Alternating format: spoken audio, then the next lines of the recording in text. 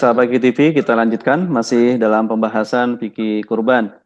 Sekarang insya Allah sesi dialog atau tanya jawab bagi sahabat-sahabat KTV yang akan bertanya. Silahkan untuk langsung saja. Bagi yang bertanya, sudah ada yang siap ya? Dari siapa nih? Pesantren Darul Halim. Silahkan. Bismillahirrahmanirrahim. Assalamualaikum warahmatullahi wabarakatuh. Nama saya Laulia Zahra, perwakilan dari santriwati pesantren Darul Halim. Izin bertanya, Kiai. Mohon maaf sebelumnya bila pertanyaan saya keluar dari pembahasan Kiai. Oh iya, silahkan. Di sini saya pernah mendengar dikatakannya ketika ada darah pertama yang menetes di tanah ketika masa penyembelihan, itu ada satu pahala. Boleh minta penjelasannya, Kiai? Ya, baik. Itu aja? Ada yang ya, lain? Kiai. Itu aja ya? Sudah cukup. Baik. Ya, ini ada hadis dari Rasulullah SAW bahwasanya ketika seseorang berkurban, maka tentu darahnya akan netes ya, akan jatuh ke bumi. Maka sebelum darah kurban tersebut netes ke bumi, itu sudah sampai kepada Allah SWT, artinya sudah diterima. Karena tentu dalam Al-Quran pun dijelaskan ya, layyanallah luhumuha wala dimauha walakiyanu taqwa minkum. Jadi tidak akan sampai ataupun tidak akan terima, artinya tidak sampai luhumuha, daging-dagingnya, wala dimauha, dan juga darahnya, tentu dari kita yang berkurban ya, tapi yang sampai kepada kita ketakwaannya.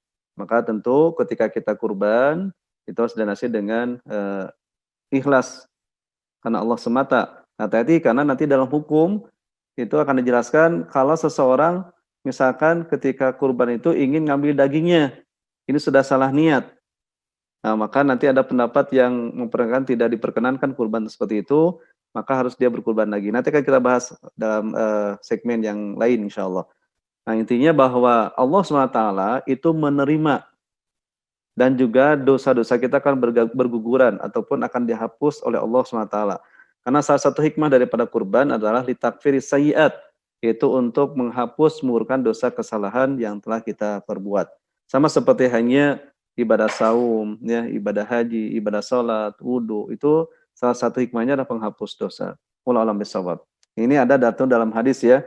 Ini sudah disampaikan juga pada pertemuan yang lalu, yaitu ma'amila ibnu Adam yauman nahri amalan ahabbillahu ta'ala min iraqatid dam innaha la ta'ti yaumal qiyamah bikuruniha wa azlafiha wa syariha wa innad dama la yaqa' minallahi azza wa jalla bimakanin qabla ayaqa' alal ardi fatibu biha nafsan. Tidak ada amalan yang paling terbaik pada hari nahar tersebut yang lebih Allah sukai kecuali adalah berkurban. Artinya iraqatidam, yaitu mengucurkan darah. Kenapa? Karena hari kiamat nanti itu akan datang dengan tanduknya, dengan kuku-kukunya, dengan bulu-bulunya, dan sungguhnya darah itu akan sampai kepada Allah SWT sebelum darah tersebut sampai ke bumi. Maka fatibu biha nafsan, maka bersukacitalah. Artinya perbaguslah, perbaiklah. Artinya di situ juga dengan senang hati ketika kita berkurban. Wallahu a'lam. Ya, silahkan. Mereka bertanya kembali. Bisa juga di lantai kami di 022 237 76 ya. Bagi sahabat KTV yang menyaksikan di rumah bisa lewat telepon 200 3736 ya. 7376 ya. Baik. Baik, kalau tidak kita lanjutkan terlebih dahulu, silakan yang lain kalau ada yang bergabung atau bertanya kembali. Kita tadi sudah membahas berkait tentang hewan ya, yang kita beli, yang kita sembelih, hati-hati jangan sampai ada cacat, baik pincang, apalagi kalau buta dua-duanya. Kemudian juga Bu Teti, mangga silahkan Bu Teti.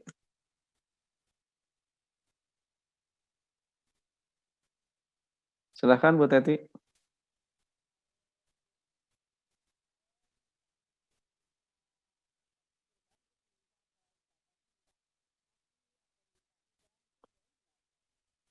Baik, ya.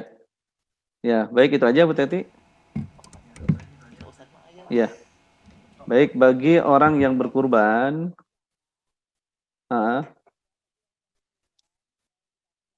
terus suka ada minta. meminta apanya Bu, kata gitu. Iya. Terus minta Oh, kaki atau minta lidah gitu, boleh nggak? Boleh.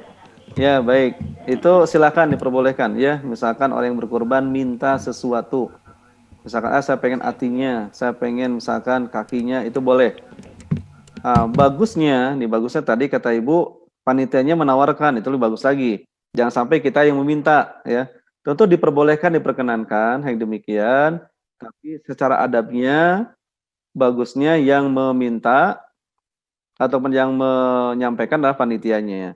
Misalkan panitia pun harus paham nih, biasakan ibu ini biasa sukanya ini, atau sebelum dia menyembelih kurban, ibu nanti mau pesan apa, itu lebih bagus lagi.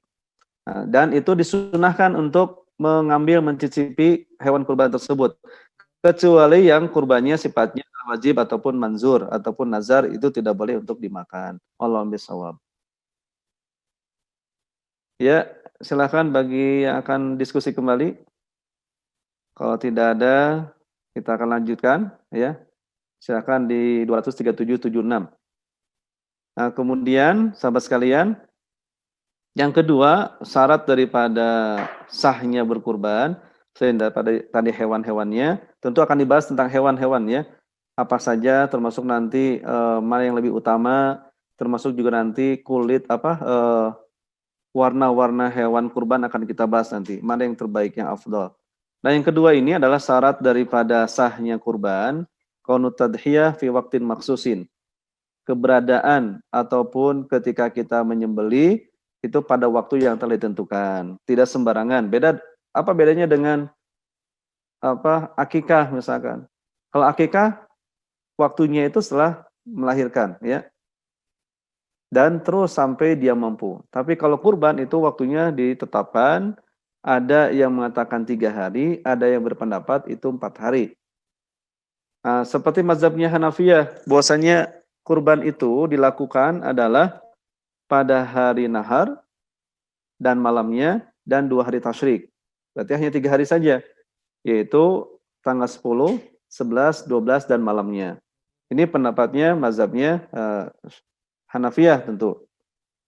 Sedangkan nanti pendapat mazhabnya Malikiyah itu pun hampir sama ya, cuma nanti ada syarat tertentu termasuk Islamnya yang menyembelihnya, kemudian juga tidak boleh tentu bersyarikat dalam patungan misalkan ya, itu pun tidak boleh nanti. Sedangkan pendapatnya mazhabnya Syafi'iyah ya, bahwasanya ketika kita berkurban ya, itu waktunya 4 hari. Insya Allah kita akan bahas setelah informasi yang lewat berikut ini.